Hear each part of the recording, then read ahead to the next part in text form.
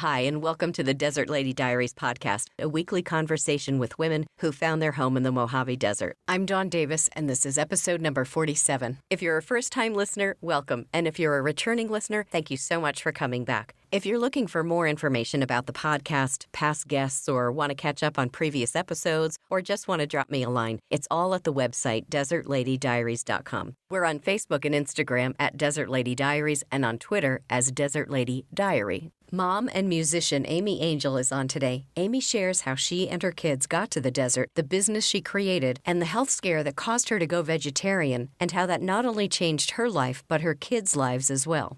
Welcome back to Desert Lady Diaries. Today, my guest is Amy Angel. She was a business owner, is a musician, is a mom of four, and she is the award-winning costume designer at High Desert Cultural Center. She's also an actress, and she was last seen in The Diana Logs. She's also appeared in last season's Almost Maine, and her favorite productions are roles in Les Mis, Class, and Juvie. She moved to Hollywood at the age of 19, where she acted in infomercials, music videos, TV pilots, and films, most notably Fear and Loathing in Las Vegas and the 70s miniseries. And she's probably one of the most psychically sensitive people that I've met here in the desert. She's multifaceted. Amy Angel, welcome to the podcast. Thank you, Dawn. I'm so happy to be here. Good. So, as I usually do, let's start off with, what was your very first experience with desert? Well, this was a place. I was married for many years and had 4 children, and he decided that that wasn't for him anymore, having a family. So he brought us out here to the desert and kind of left us here. So I was here with 4 kids. I didn't know anybody. I got a job doing property management, which I really, really loved doing that, helping people out. It was very different from LA. Very different from LA. I couldn't believe, because when you're used to LA, you're used to having everything, anywhere, anytime that you need. And coming out here, I actually had a dream about it. And I was in this place, and all they had were the bare necessities. But the thing that did for me is it helped me to realign my thinking to what was important. Because when you live in Los Angeles for so long, there's all of these other things that become important to you that really are not important. And there was this one time when I was doing property management, and there were these small little houses in 29 Palms. They rent for $380. They don't smell very nice. You walk in and nothing has been changed since the 70s. And I told the landlords, I said, this is not acceptable. We have to do something about this. We have to change the carpet. We have to do something. They're like, it's as is. That's it. And I brought somebody in to see it. They were on a fixed income, about $800 a month. And she said, oh, my own little house. This will be my own little house. Can I please have this little house? And that was a shock for me because it's so different from Los Angeles and all of the thinking there. And she was so grateful and so appreciative. And I rented her the little house. And when I went back, there were potted flowers in the front. And she had made it this really nice little homey place. I don't know what she did to make the carpet smell better, but she did something to it. Yeah. And it completely changed the indoctrination that I had received for so long. And she was so happy and she was so grateful. And I think that was very, very important. And I thought, wow, so this is going to be a very nice place to raise my children, because I don't want them to be materialistic and I don't want them to be shallow. I want them to appreciate people and appreciate what they have and to work with their hands. Well, and I guess she was very, there was a lot of ingenuity there because she found a way to just make it, and she saw possibility in something that somebody else might have walked into and said, there's no way I'm staying here. Yes. Yeah, because of whatever her backstory was that brought her to that moment. This was a dream come true for her. So that's beautiful. So now you said you came out here with your kids, didn't know anybody. So how did you start to get to know people in the community? Well, that was one way. And then the bull market crash. So all of the properties that I had been managing for friends that I had in Los Angeles, they started losing their properties. And I had to do something. So I had my credit card and I had all my 4 kids worth of stuff. And I looked around and I saw this very cute little shop on 29 Palms Highway. I rented it for $500 a month, which is really great. Went in, painted it, decorated it, got my kids' stuff. My ex's family started giving me their kids' stuff, and I opened Kids Closet. So with my credit card, my kids' stuff, my friends' family stuff, and Kids Closet, there was nothing like that out here for a long time. They didn't have a buy-sell trade because, kids grow out of things. Sure. And a lot of those things are very good condition. Mm-hmm. Yeah, because they're not wearing them very long. They're not wearing them very long, if at all. Because Right. aunts and uncles and grandmas will send them fabulous things. So I would give them a trade-in credit for those things and keep the prices reasonable. And Kids Closet did very, very well. It did so well that I was able to, in 6 months, rent a larger space in the Big Lots shopping center in Yucca Valley and add a performance arts center, because that's what I saw we really needed out here. There was a lot of sports, but for the artistic children, there wasn't anything really. There was some dance studios, which is very nice, but really nothing for the theater kids or anything that was very musically inclined. I always wanted to do a performance arts center. So that was the learning center. We had an 1,800 square foot shop, an 1,800 square foot children's theater, which I think if someone looks on my Facebook, they can see the pictures from that. We had ballet, tap, piano, guitar. I taught toddler art and music, and I had a whole bunch of boys. I had about 12 to 20 boys, and I would wear them out. And we had a drum set, we had instruments that they could play, we had a karaoke machine. So it was partially doing art, and then they could come in and go crazy with the instruments, and it was a lot of fun for them. We even had some mom classes teaching them how to do crafting, and we would have fundraisers. We did a fundraiser for Miss Joshua Tree pageant. We did, what other fundraisers? It was so long ago. We tried to help the community. I would give them work trade so that kids could do classes. I did a teenage mentorship program for teenage girls where they would come in and I trained them in retail experience and helped them to get jobs. Yeah. And that's important out here because most of the work is retail. Yeah. So there's not a lot of other things unless, maybe you're working for the county, you're working for a doctor's office or something like that. So that was good insight on your part to offer that. Well, especially because they don't know how to fill out a job application as a teenager unless someone shows them. And being a business owner, I would have people come in, adults, that don't know how to fill out a job application. And to any of the listeners here, if you don't know how to fill out a job application, get help. Find someone who will help you. There's a lot of different people. I was happy to help people when they would come in. I would show them proper format. Well, and it's besides walking in the door to fill out the application, once you hand that in, that's your first impression to your potential new employer of the skills that you have. And if it's not properly filled out, it also leads to maybe realizing, they can't follow directions, they can't read a form, I can't have them work here, and that's the end of it. Yeah. And also dressing appropriately. You dress for the job, like you're already employed there. I had a lady come in one time in stiletto heels and a mini skirt, which I wear those out at night if I'm going dancing. I have nothing against dressing hot. Right. That's great. Exactly. But not when you're applying for a children's store. That was not the right outfit. No. So to just think about those things. So how did that all wind down? Oh, yes. Now we get to the bad part. Well, it's life. It's change. life. It's change. Life. So I was going through a divorce at the time, had the 2 businesses going, 4 kids, was not taking care of my health, eating badly. My favorite thing was the carne asada nachos at Santana's. So I was eating a lot of meat and processed food.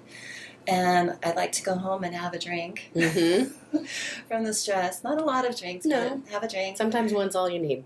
Yes. And so acidosis in your body creates the perfect environment for cancer. So I was eating a lot of acidic foods, and I didn't know at the time that I had cancer. I was getting very sick. I became hyperallergic to the desert, and I couldn't breathe. I acquired untreatable asthma, where with everything that they were giving me, all of the inhalers that they were giving me, it wasn't working. I went into anaphylactic shock twice, and I couldn't breathe here. I was very sick. So my ex-husband took me and the kids and dropped us off at my mom's in Reno, Nevada. I handed the keys of Kids Closet over to other people who began to mismanage the shop. And while I was up there, they were trying to figure out what was wrong with me. I went to an allergy specialist. They put me on steroids. I gained 50 pounds on the steroids. Still couldn't breathe on the steroids. My customers were Facebooking me, telling me that the people that I had handed the keys off to were never open. They were in there at night. The credit card machine suddenly wasn't working. They wanted everything to be paid for in cash. So I had to come back down and take the keys from them. And I was just sitting at the front of the shop praying. I didn't know what to do because I was very sick and there was a lot of stuff there. And then a lady came in, Linda Nill, and she had been driving. She ran inside and she said, God told me to take over the shop. Oh my gosh. Yes. That's crazy. And I handed her the keys. Wow. And she took over the shop. She did a good job. She had a hard time with it. Moved it around town a few times. Didn't need the Performance Arts Center. And then with Marshalls and Ross opening, it closed. Yeah. It was just kind of this gradual descent, and she kept everything for me. And when I came back, she handed that back to me, which I've been donating that everywhere. Yeah. I still have the stuff, but not very much of it left. I've been donating it to families, donating it to Unity Home, donating it to Angel View, and just because I don't feel like karmically it would be good for me. I can't just throw things away that people need. So I like to try to go through it and make sure that I give things to people who need it. Now you've wound down your business, essentially. Someone's been able to take it over, and now you have to focus again on your health. Yes. With 4 kids. Yes. You're out of town, away from. How did that all go? Well, my mother became vegetarian, and she had lost 100 pounds when she became vegetarian because our meat has hormones in it. And the different ways. It also processes very slow inside of our body. So when we were living with her for 2 years, I went through medical health. The first year, they didn't know what was wrong with me. They were trying to figure it out. They thought it was allergy-based. But then I went in to get my tubes tied, because 4 kids is enough. And then they found I had uterine cancer. Oh, wow. Yeah. So at that point... How old were your kids at this time? How old were they? This was 6 years ago. Okay. So my kids were... doing the math, 13, 11, 9, and 7. And it had started spreading in that general area. They opted for surgeries, and I went through 4 different surgeries. One of the surgeries to remove my uterus, they nicked my bladder. Oh my goodness. And that turned into an emergency surgery and a month with a pee bag. Lots of lost blood. I was bedridden for a lot of the time and still having the asthma until after the cancer was completely cleared. So it was a very, very horrible time. My kids were helping to take care of me. My mom was helping to take care of me. So I went from being a very active person to getting very, very sick. And people die from asthma, too. Sure. Well, I can't breathe. Yeah, you can't That's breathe. that, yeah. So we had my children prepared for that, in case that would happen. And I was just praying, doing a lot of research into cancer and health after the surgeries were done. And we planned to move back here because I have my property here. I did a lot of research on how I could maintain my health because I didn't want that to ever, ever happen again. So what I found out, and What the Health, I don't know if you've seen that documentary. I've heard of it, yeah. It's a very good documentary. What the Health shows how they already know that processed meats cause cancer. The World Health Organization puts processed meats on the same level as smoking. And being acidic causes cancer. In our American diet, we eat too many acid-forming foods. And dairy are acid-forming foods in our body. Meat is an acid-forming food in our body. We don't eat enough plant protein. So when I came back home and started cooking for us after the surgeries, we became completely vegetarian. I lost 20 pounds the first month. And then after that, it's hard to go from a meat-based diet. You don't know what to eat. Right. You don't. So we went to the, quote, fake meats. That's a very good transition food. I don't eat those anymore. But in the beginning, I was like, I love orange chicken, right? Panda Express orange chicken. And I have to give that up. But they have a very good orange chicken in the fake meat, the healthy alternative vegan vegetarian meat options. So I got that and I brought that home and cooked that. It was really good. And actually felt lighter. Sure. And we started doing the garden burgers and we did a slow process over, but the goal was to eat as raw as possible, which is very difficult. You can't kind of make that overnight transition without your body freaking out at you. Mainly probably the emotional part of your body. Where you need to... Well, because so many people are emotional eaters. Yes, emotional eaters. It's comfort food. Exactly. As opposed to looking at food in more of a healthy... Like, my boyfriend just broke up with me. I want a head of lettuce. No. I want a pint of Ben & Jerry's. Yes, exactly. And maybe not one. Right. Yeah. Or just add some bacon on top of that. Exactly. So we made that transition slowly, and I would add more and more. And then I started doing raw fasts. So I would go, especially when my kids were gone, because when they would go visit their father, because it's way easier to go to the grocery store and to get zucchini, especially at this time. When we first went vegetarian, they were not happy. Right? And so I said, well, in this house, this is how I'm going to cook. Yeah, this is how I'm going to cook, and this is healthy. And we're eating a lot of leafy greens and healthy food.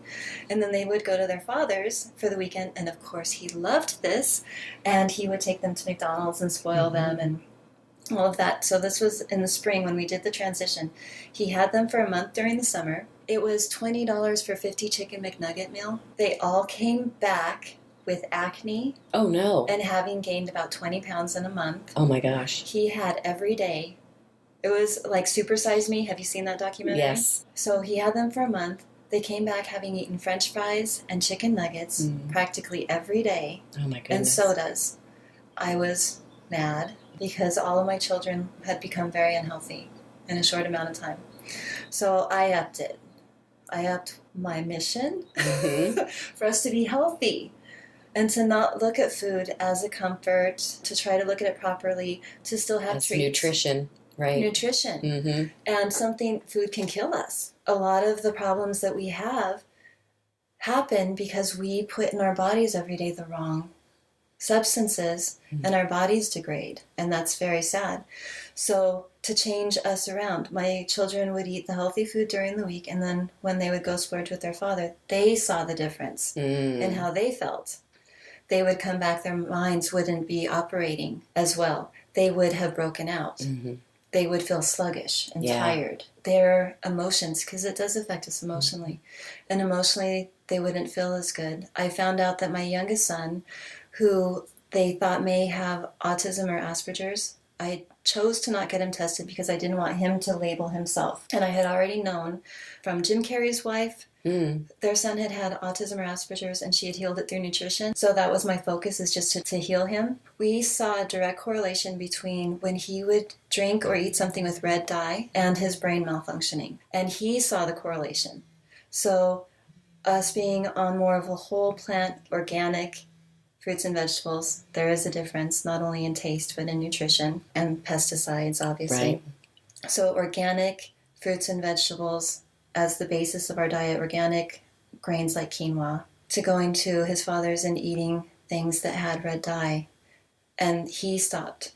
So the children started to tell their father when they would go visit, no, we don't want to eat that. And by their own choices, they've all become vegetarian because they've seen how it affects their body. Yeah. And they feel better. That's amazing. It's amazing. Yeah, it's great. And that's, I think it's good just for people to hear that. I think we do hear it and we know it, but to hear that kids actually have had the awareness through their own experiences to understand that. And they're teenagers. Right, yeah. So this was 4 years ago. We started, this journey began. So that would have been the children that I have right now 4 years ago. I have a 19-year-old, 17-year-old, a 15-year-old, and a 12-year-old. So that would have been a 15-year-old, 15 years old. He became very strong. He became vegan first because he saw the way it affected him. 15 years old, 13 years old, 11 years old, and 9-year-old children that in the last 4 years made their own decision because they feel so much better and their skin is beautiful. Mm. My teenager's skin is beautiful. They have so much energy. Their minds, they're pretty much stable, emotionally stable, because all of these foods affect us. Well, and then in your teen years, you're experiencing all those crazy hormones as it is. Yes, so it can only help them to be on this diet that at least kind of stabilizes to a certain extent what those emotions are. Well, milk is a hormonal fluid. Even though in some milk they add more hormones, it has hormones in it. Mm-hmm. That's what it is. And it's funny. I've never been a milk drinker. Even as a kid. That's good. I would eat my cereal dry. Well, you have beautiful skin. Well, thank you. I just I did not want the milk on it because I think for me it was not necessarily I didn't really like the taste to start with. Right. But the other thing was I'm a very slow eater. So by the time I would put the milk on and by the time I get to the end of the cereal, it's all mushy because I don't even eat bananas because of the texture. Yes. So yes. It was, mushy. Right. And I didn't like it. Yeah. So, and we're the only quote unquote animals that drink the milk of animals that aren't in our same animal class. Yes, it's true. Yeah, so strange. True. It's strange. Mm-hmm. It's not even healthy for us. No. The latest research that I've been doing, if people go on YouTube and they research, is dairy healthy? There's all of these doctors and nutritionists that are coming out and they're saying that when we drink milk, it actually decalcifies our bones. It acidifies our body. It causes all of these things. Mucus. Mucus is a terrible thing. Mm-hmm. It's bad for voiceover. I was telling you about the coffee earlier. It'll dry you up. The milk is just as bad because it puts that layer of mucus in your mouth and your voice doesn't sound as good. Yeah, so. And cheese is an opiate. It has opiates in it. Milk has opiates in it. It's a comfort food, meaning that it affects our brains in the way that opiates, it triggers the same things, which is survival for babies. For the milk that they're drinking to make them feel really good. But that's why it's very difficult. It took me 3 years to get off of cheese.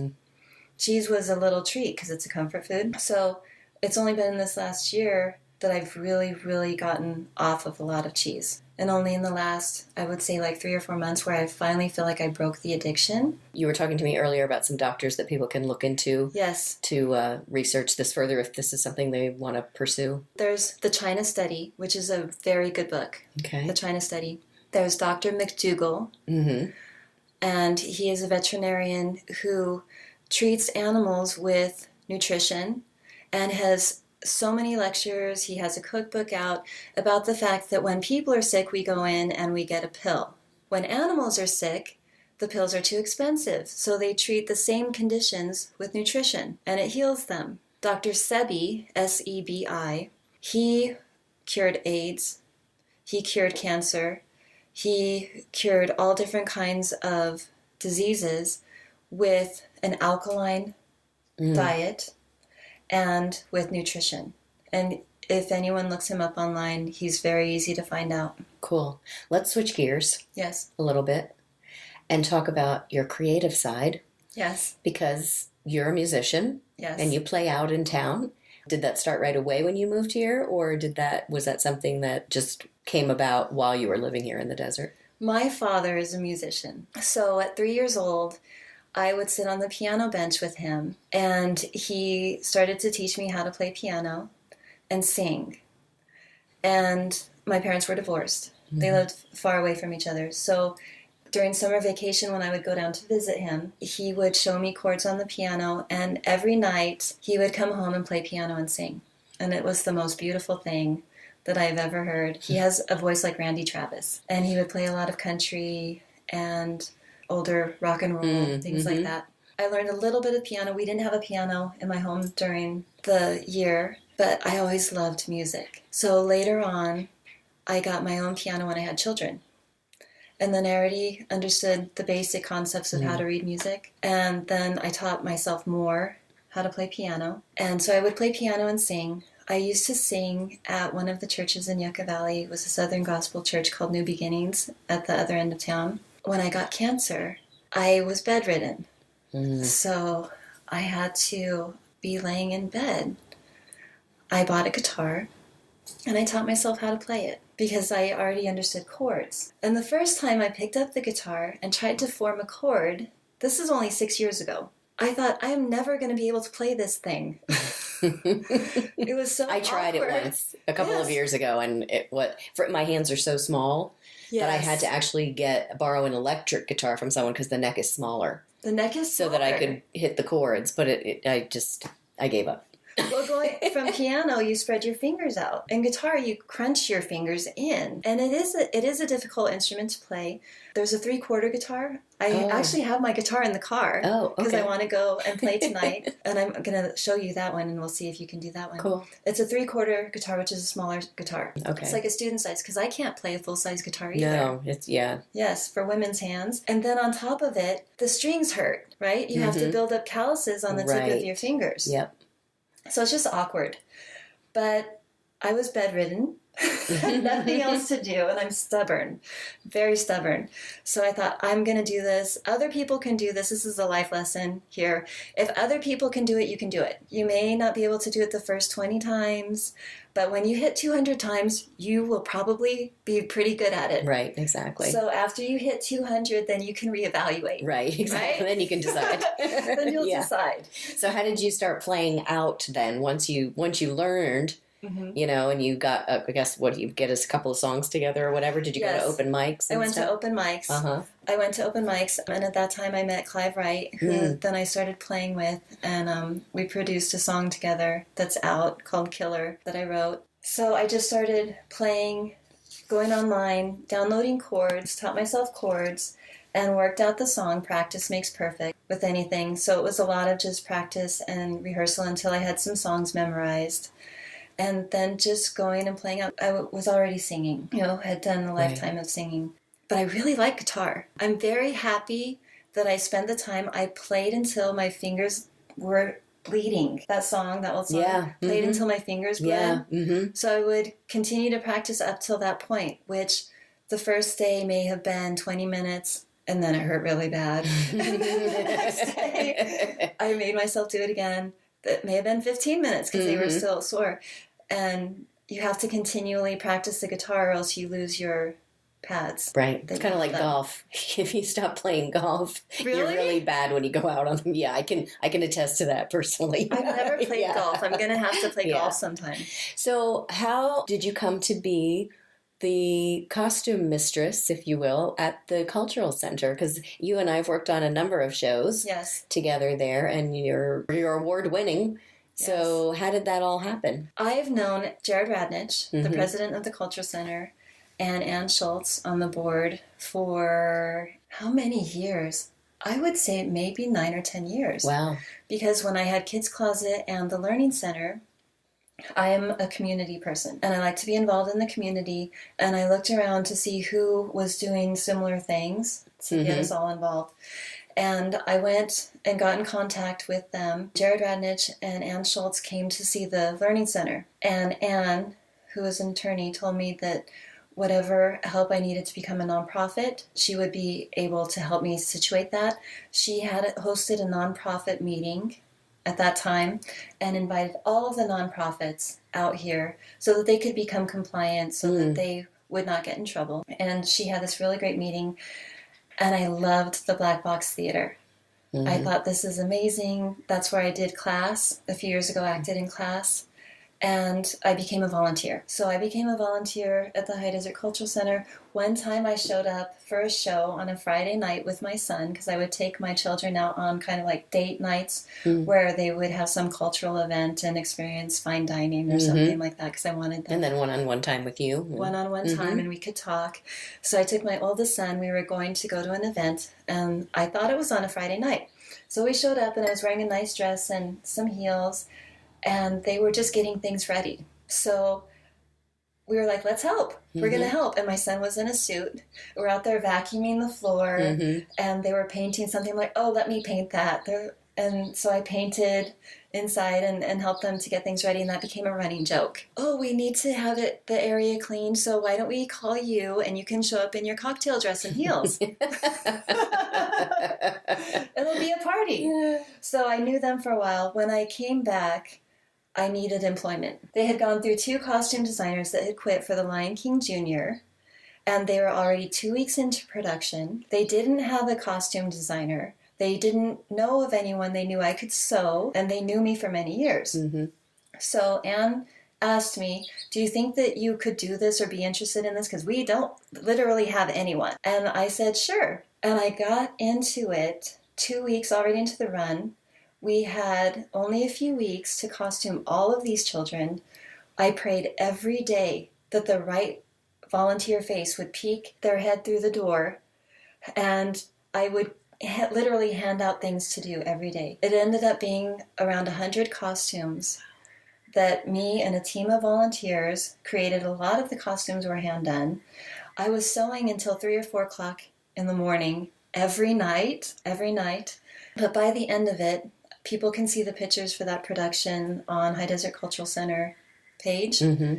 It was fabulous. Everyone was so beautifully costumed. We had the best team of volunteers putting wood beads on things, creating all of these costumes. We didn't buy Halloween costumes and just throw them on the kids. All of those costumes were hand done. Like in all of our children's productions, we've hand done all of the costumes. And for that, Patricia Kinney, who painted the masks, and I won the Desert Theater League Awards for Outstanding Costume Design. That's great. It was amazing. It was literally a miracle, because I would sit and look at this huge amount of stuff that needed to happen, and I would pray that the right person would show up, right. And they did. That's great. Wow. And you won an award. And I won an award. That's fantastic. So now I can always say that. Yeah, exactly. Well, but it also seems like you really enjoy doing it, and kind of putting together, like talking with Howard and kind of figuring out what that vision is and what the look is and what the color palette is and all the stuff that goes into that. So, well, I remember my first play in kindergarten, and I was the sun. Oh. And I came in after the rain, and I spun around, and the flowers bloomed. Oh, wow. And we were all in costume, and I was hooked. So I joined a production company, and I was in drama in high school. When I was 14, I joined a production company. Mm-hmm. I was in drama in high school, and at 17, I moved to LA to become an actress. And I did get my Screen Actors Guild, and I was able to be on sets, and it's just magic. For me, I have to say that acting and the movie industry, television, theater, telling stories to people, because stories are so cathartic. If someone is depressed, they can go and rent a movie, go through that story with that person. They can purge those emotions, not feel alone. Right. They can identify with someone that maybe was in the similar situation. And I'm always, particularly in theater, I mean, it happens in film too, but for some reason there seems to be more magic around it, for me anyway, in theater, is that people, in some cases, who don't know each other at all, suddenly are together in this situation, and they're creating this piece of magic that is then going to disappear, never to be seen again. Yes. And that's just amazing to me. And the people may never be seen again either. I think I just put up something the other day when I was sitting backstage on opening night, thinking about all the opening nights, running through the ones I could remember anyway in my mind, and that there were some people that I remembered and some people I don't.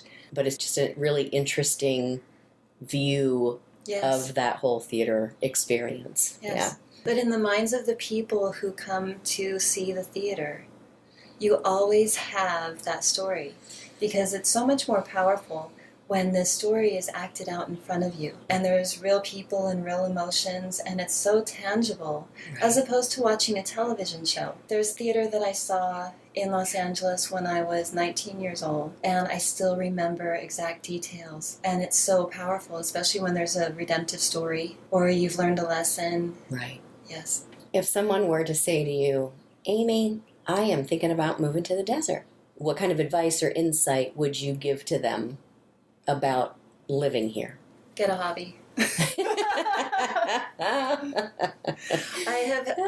I have had a lot of Marine wives when I've had my shop, and they come out and they're terribly bored. And I tell them, you have time now.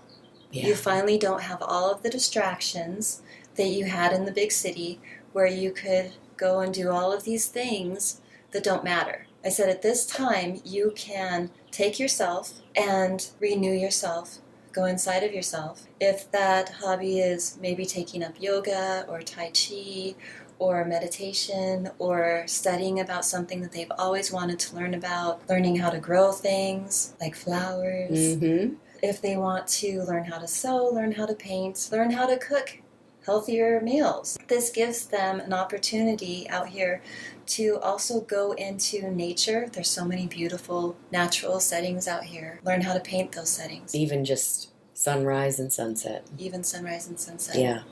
Even if you just stop. I mean, I sit here sometimes and I can just tell by the color of the sky or the light on the mountains that something amazing is going on out there, and yes. I just need to stop what I'm doing and walk outside. And even that 5 minutes sometimes is just restorative. Yes, it is. Yeah, very much so. The other thing would be to volunteer. If someone has some time on their hands, I know that we always need volunteers. Mm-hmm. At the High Desert Cultural Center, we're a nonprofit. We keep our ticket sales very reasonable. $15 for a seat to come and see live theater. So we do need a lot of volunteer effort. So if someone wanted to come and volunteer with us, we have all different departments that need help.